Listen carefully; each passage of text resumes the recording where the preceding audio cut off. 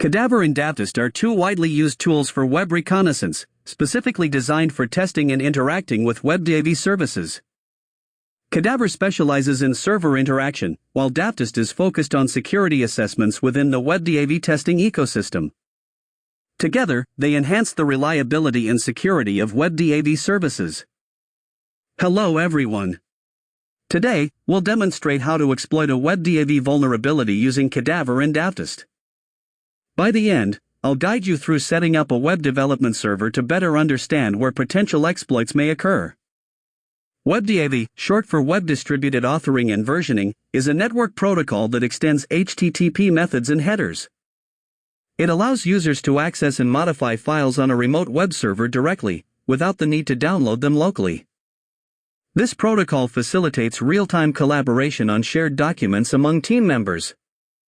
Let me guide you through the initial steps of penetration testing. To begin, ensure you have three prerequisites in place. First, you'll need Kali Linux installed and running on a virtual machine. This virtual environment isolates your scanning activities and safeguards your main computer. Make sure the virtual machine's network adapter is configured in a special mode called Host Only. This will allow communication between Kali and the target website. Next, you'll need a website to scan. In this tutorial, we'll use a website called Metasploitable2, which is deliberately designed to be vulnerable for educational purposes. This provides a safe space to practice without harming a real website. Make sure the virtual machine's network adapter is also configured with Host Only, so that this will allow communication between Kali and the target website.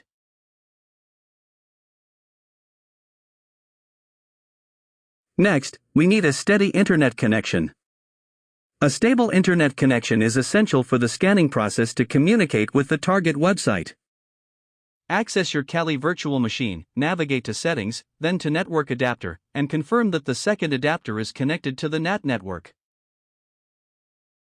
Once three prerequisites are in place, you're prepared to scan for vulnerabilities on target websites. To begin, we'll exploit a website running on Metasploitable2. Before proceeding with the scanning process, it's crucial to identify the target's address. Open a terminal window in Kali Linux and execute the netdiscover command.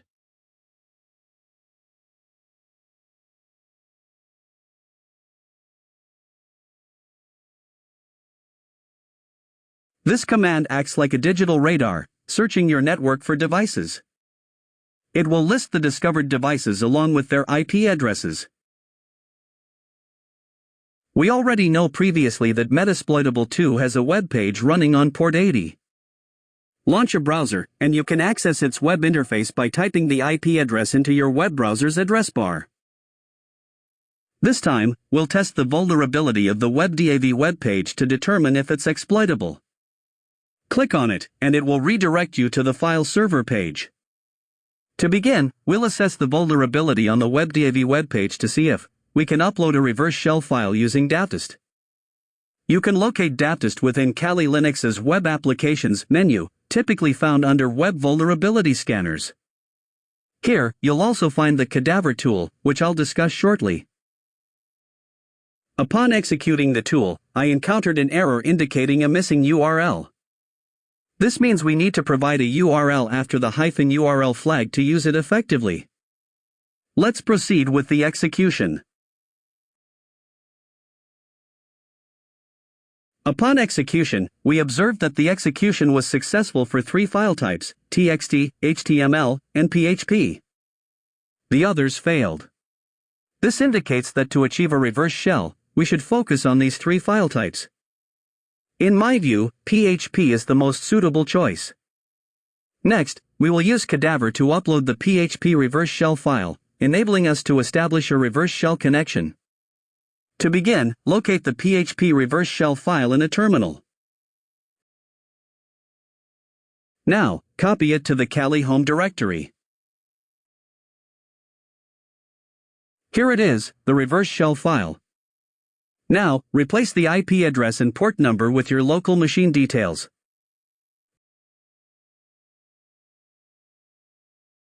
As both my Kali and Metasploitable 2 VMs are connected via a host-only adapter, this is my IP address.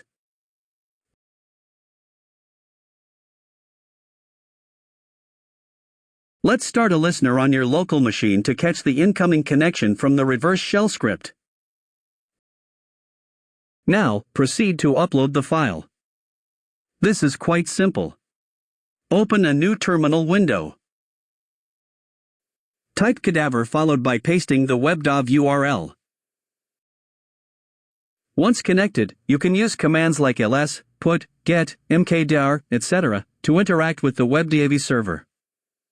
To upload a file, use the put command. The upload was successful. Let's refresh the page. You'll see the uploaded file. Click on it to execute the reverse shell, sending data to the listening port. Now, check the Netcat listener. There it is.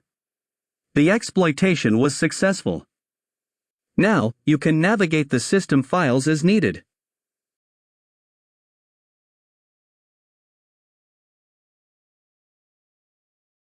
Now, let's close this session and delve into understanding how this vulnerability occurs and how to mitigate it.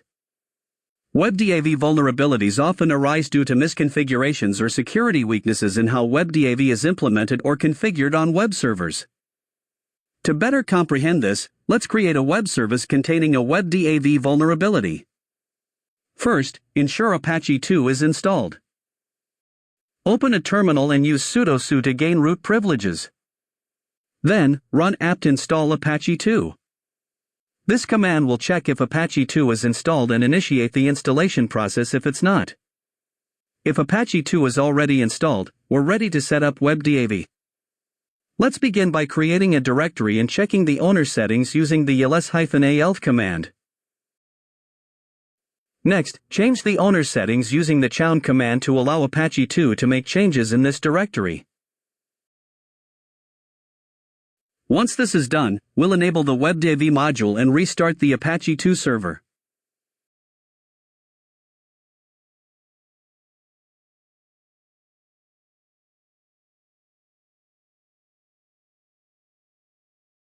Check the status of the Apache 2 server to ensure it's running.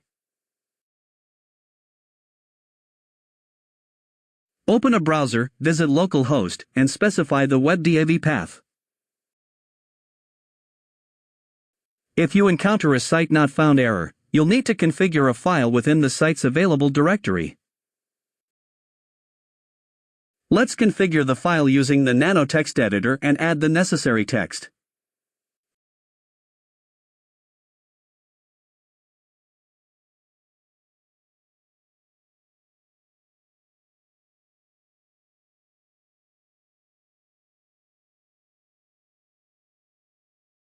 Then, restart the service to activate our WebDAV server.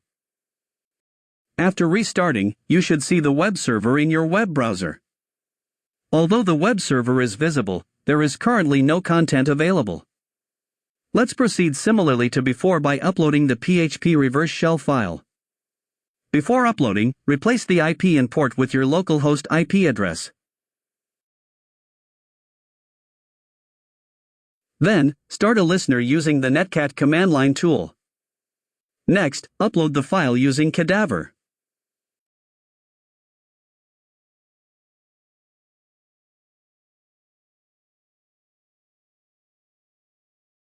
Clicking on the reverse shell file will grant us shell access in the listening command area. Now, let's explore how to secure our setup. We can enhance security by implementing username and password authorization. When someone accesses the server, they will be prompted to provide a username and password. To add security, we'll implement digest authentication instead of the default basic authentication. Here, in the new terminal window, which already has sudo privileges, here, run the htdigest command.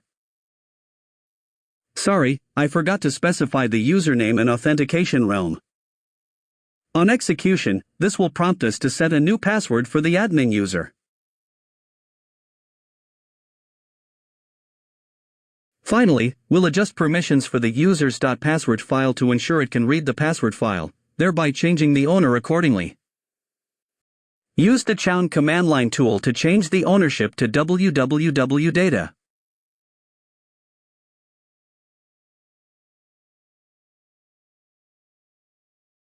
Next, we'll modify the configuration file within the site's available directory by adding specific lines to it.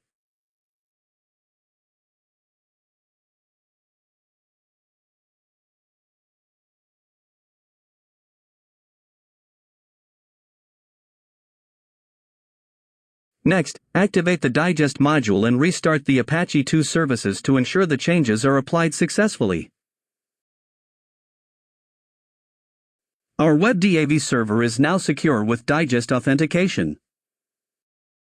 When an attacker attempts to access the site or upload a file using Cadaver, they will be prompted for a username and password.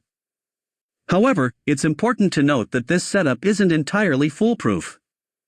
If an attacker discovers the username and password through a brute force attack, they could potentially exploit the system. In this video, we covered a lot. We gained unauthorized access to the server to demonstrate the security risks associated with WebDAV. If you have any doubts or questions about this video, feel free to leave them in the comments.